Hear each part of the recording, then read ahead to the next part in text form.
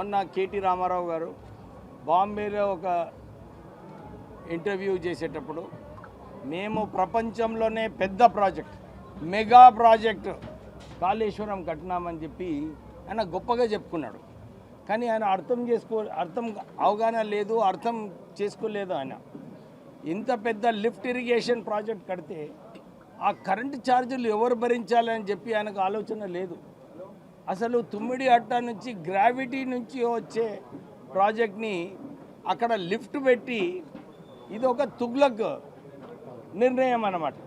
ఎప్పుడు కూడా నేను ఇదే చెప్పినాను, ఈ తుగ్లక్ నిర్ణయము అప్పుడు కూడా ఆ రోజులలో మీ అందరు తెలుసు, తుగ్లక్ ఇక్కడ ఎంపరర్ ఉండే దేశంలో ఢిల్లీ నుంచి దౌలతాబాద్ పోయి అక్కడ రాజధాని స్థాపించి మళ్ళీ వాపస్ తీసుకుపోయాడు.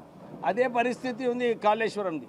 మంచిగా గ్రావిటీ నుంచి నీళ్ళు వచ్చే ప్రాజెక్ట్ని ఈ మెగా ప్రాజెక్ట్ అని చెప్పి ఇక్కడ కాళేశ్వరంలో కట్టి అక్కడ 1,00,000 కోట్ల రూపాయలు వృధా చేయడం జరిగింది.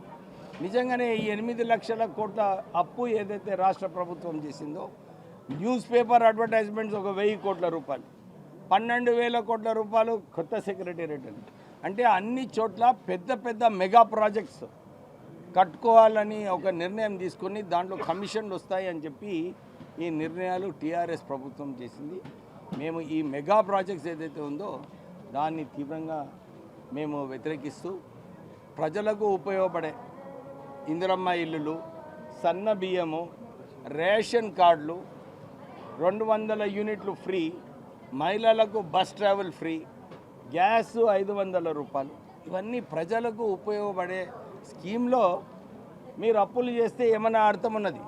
కానీ కేవలము కమిషన్లు కొట్టనీకే 1000 కోట్ల రూపాయలు అడ్వర్టైజ్మెంట్ ఇచ్చి మీ సొంత ఇమేజ్ పెంచుకోవడానికి ఈ ఖర్చులు చేసి ప్రజలకు అన్యాయం చేసిన సంగతి ప్రజలందరికీ కూడా తెలుసు.